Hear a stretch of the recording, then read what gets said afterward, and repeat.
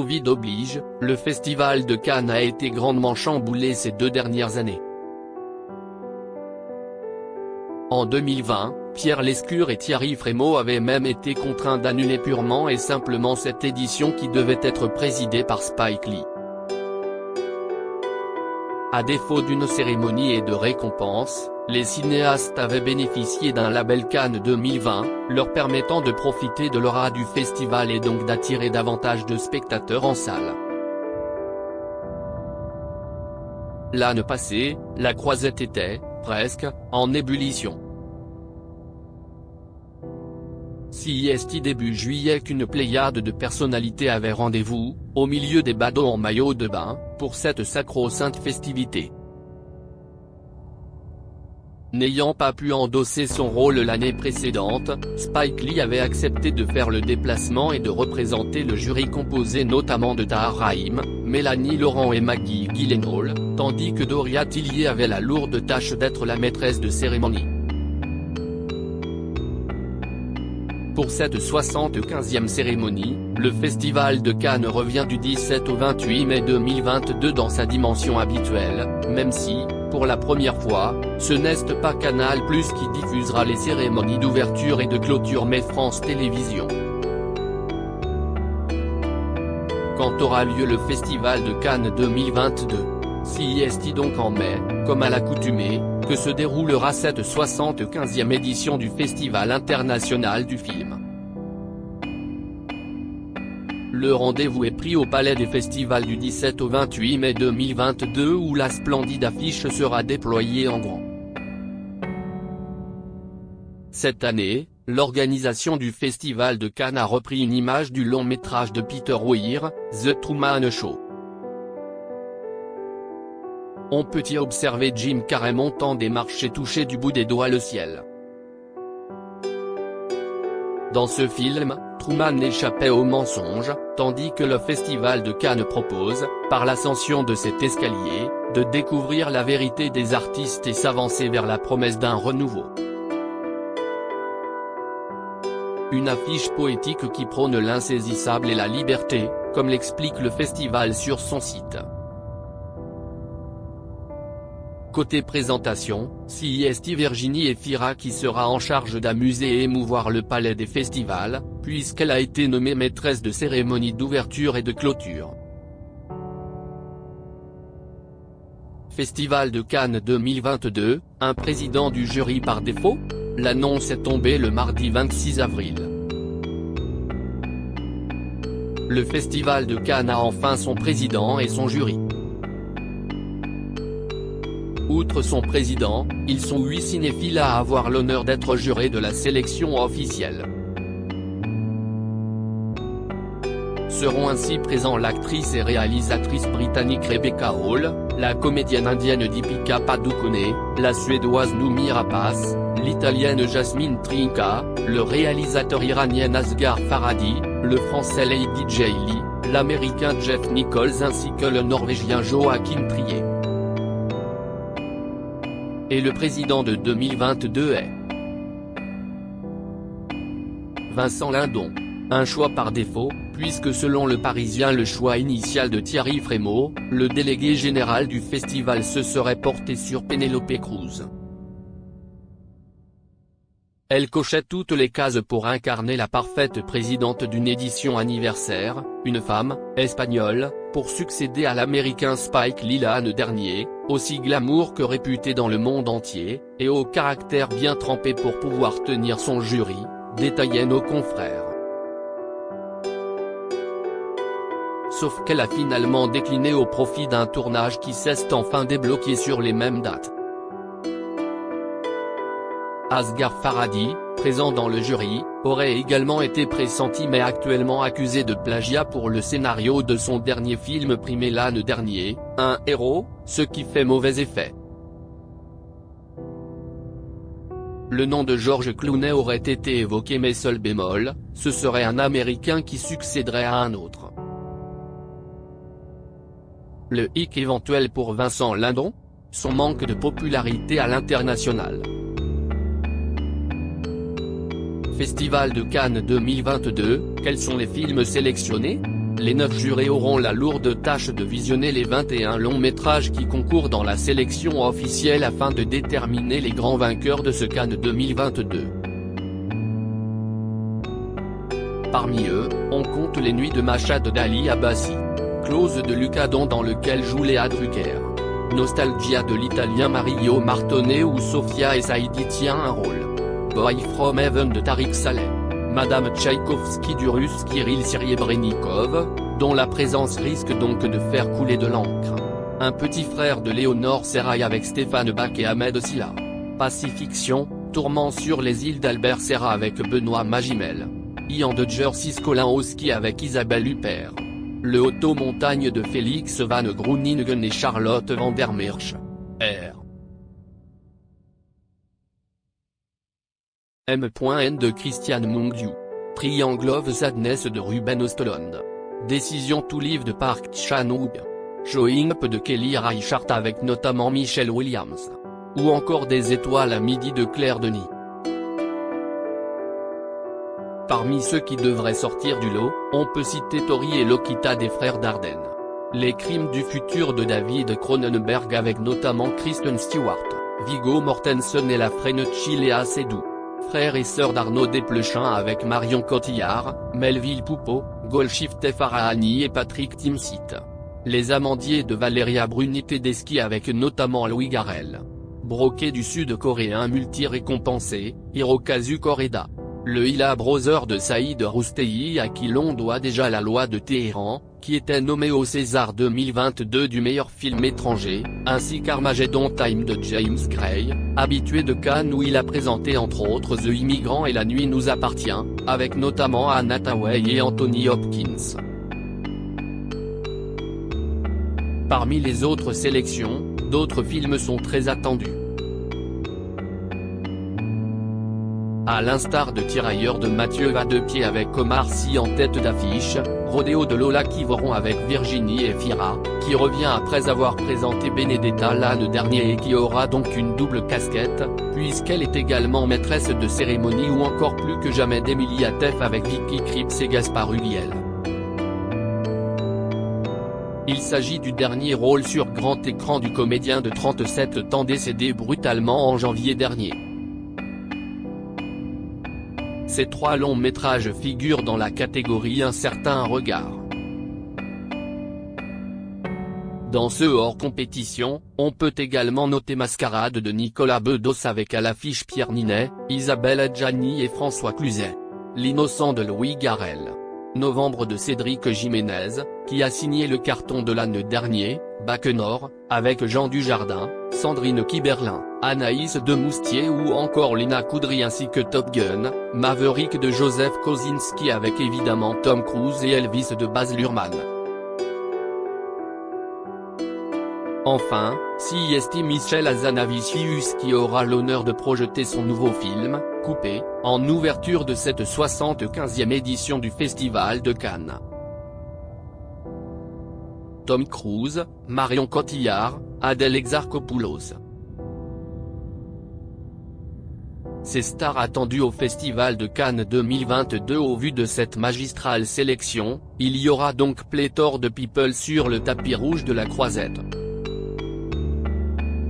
On ne va pas à nouveau lister tous ceux cités précédemment mais si vous avez eu une seconde d'inattention, voilà quelques stars qui défileront, Vincent Lindon et son ex Sandrine Kiberlin, Noomi Rapace, Isabelle Huppert, Benoît Magimel, Léa Seydoux, Kristen Stewart, Marion Cotillard, et donc peut-être Guillaume Canet, Melville Poupeau, Golshifteh Farahani, Anthony Hopkins, Omar Sy, Virginie Efira, qui sera peut-être accompagné de Nils Schneider, Louis Garrel, et espérons-le, Laetitia Casta, Nicolas Bedos, Pierre Ninet, Isabelle Adjani ou encore Tom Cruise. Sont également attendus à Cannes, Adèle Exarchopoulos, Gilles Lelouch, Raphaël Personnaz, Alicia Vikander, Vincent Lacoste, Grégoire Ludig et David Marseille du Palmacho, Alain Chabat, Doria Tillier, Woody Harrelson, Jérémy Strong ou encore Tom Hanks. Ces couples qui ont fait sensation au Festival de Cannes Strass, paillettes et amour. En 75 ans d'existence, le Festival de Cannes a réuni des personnalités plus glamour les unes que les autres. Mais certains, venus en couple, ont particulièrement marqué les esprits. Si est le cas par exemple d'Angelina Jolie et Brad Pitt.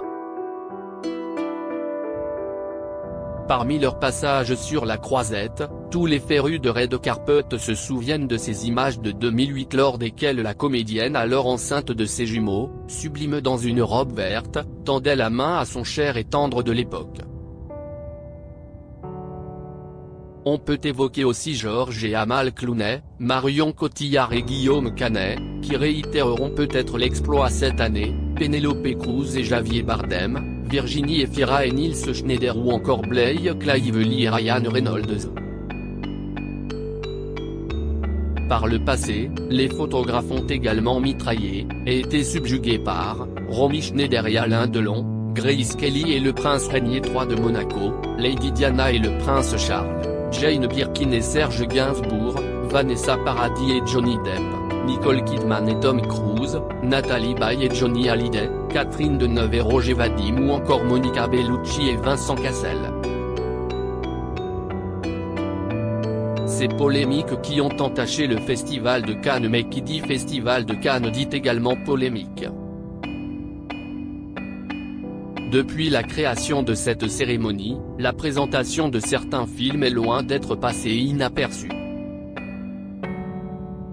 Huée, vivement critiquée, provoquant même des malaises. La Grande Bouffe de Marco Ferreri, Antichrist de Lars von Trier ou encore Mektoub, My Love, Intermezzo d'Abdelatif Kechiche, lors duquel l'une des actrices principales, Ophélie Beau a quitté la salle en pleine projection, ont fait couler beaucoup d'encre. Mais ces polémiques sont loin d'être les seules à avoir ébranlé la croisette. En 1968, mai 68 s'est invité à Cannes. Pour certains cinéastes, en particulier de la nouvelle vague, il était impossible de maintenir l'édition comme si de rien n'était. D'autres au contraire protestaient contre les perturbateurs. Jean-Luc Godard ne pouvait laisser couler. Je vous parle solidarité avec les étudiants et les ouvriers et vous me parlez travelling gros plan. Vous êtes des cons, s'emportait-il. Plusieurs cinéastes avaient retiré leurs films de la compétition. Le festival s'était arrêté le lendemain. Et aucun palmarès n'avait donc été dévoilé. En 1983, c'est Isabelle Adjani qui crée la controverse. Elle a 28 ans et présente L'été meurtrier de Jean Becker. Sauf qu'elle boycotte le traditionnel photocall où acteurs et réalisateurs prennent la pose. Toute la journée, elle fuit les photographes et se cache derrière un parapluie dès qu'elle les aperçoit. Un caprice qui n'est pas du goût de ces derniers.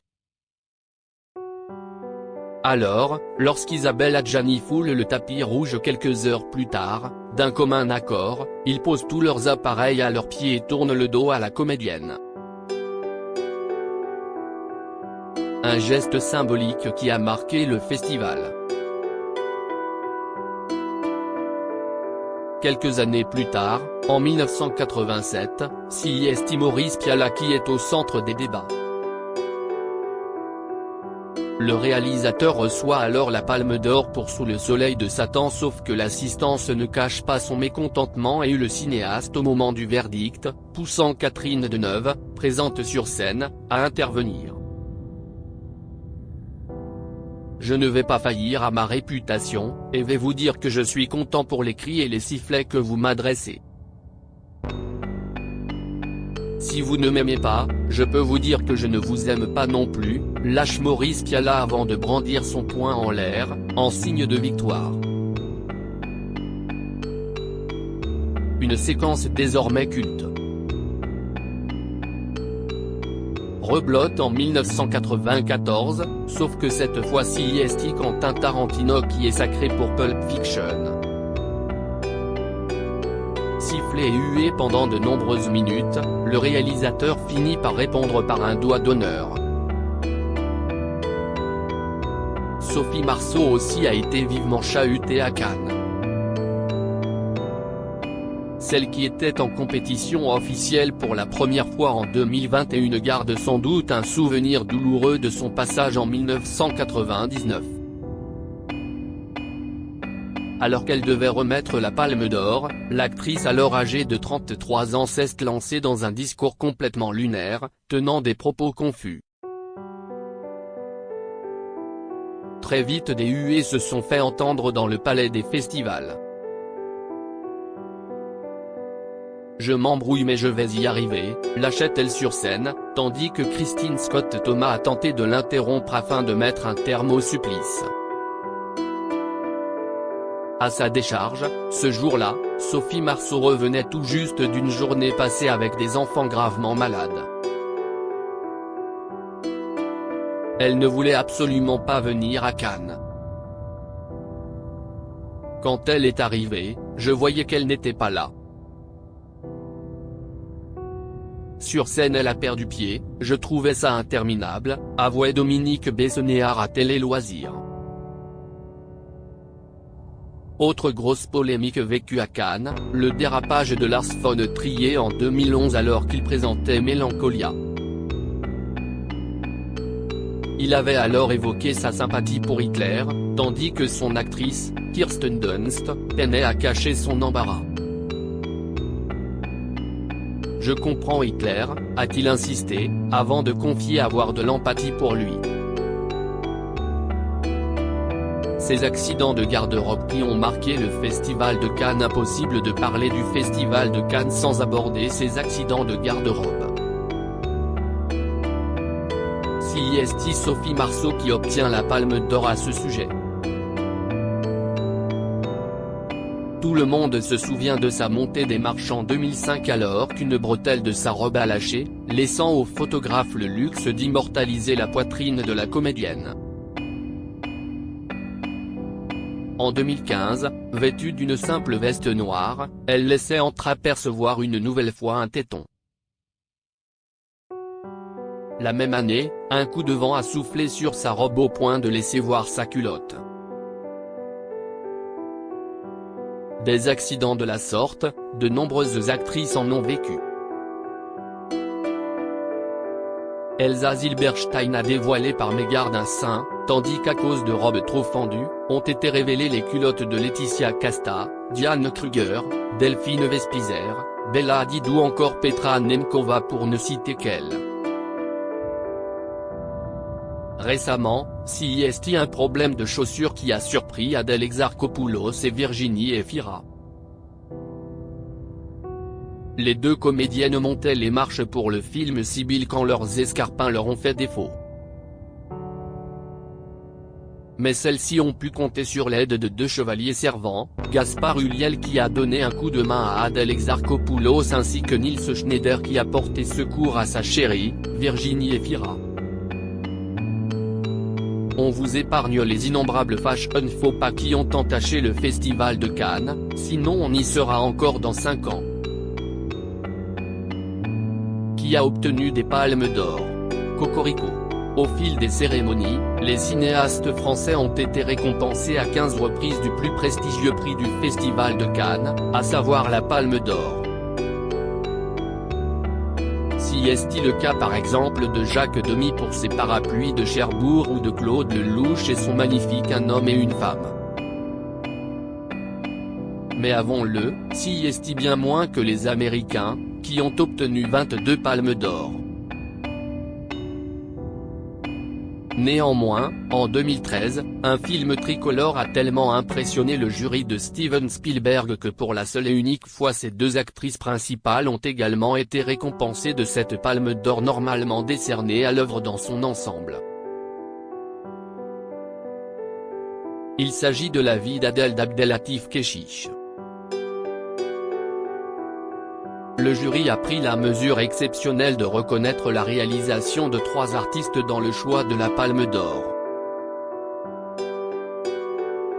Il s'agit d'Adèle Exarchopoulos, note de la rédaction, Léa Seydoux, note de la rédaction, et Abdellatif Kechiche, annonçait avec émotion le président du jury, tandis que les personnes présentes les acclamaient. Cette grand-messe du cinéma mondial voit souvent les mêmes metteurs en scène défiler sur la croisette d'année en année. Si bien que 8 d'entre eux ont réussi l'exploit d'obtenir à 2 reprises la Palme d'Or. Si est le cas d'Alphonse Joberg, Francis Ford Coppola, Guy August, Emir Kusturica, Shohei Imamura, les frères Dardenne, Michael Haneke, Ken Loach. En revanche, depuis la création du Festival de Cannes, seules 2 réalisatrices ont été sacrées de la Palme d'Or. La première, et longtemps l'unique, est Jane Campion pour La leçon de piano en 1993. Il a fallu 28 ans avant qu'une autre femme soit récompensée. C'était l'année dernière, en 2021, lorsque Julia Ducournau a été distinguée pour son film Titane, qui aurait provoqué évanouissement et vomissement. Long métrage dans lequel jouait Vincent Lindon. Le comédien va donc boucler la boucle en devenant le président du jury de cette 75e édition. Reste à savoir quel film aura sa préférence. Loading Widget.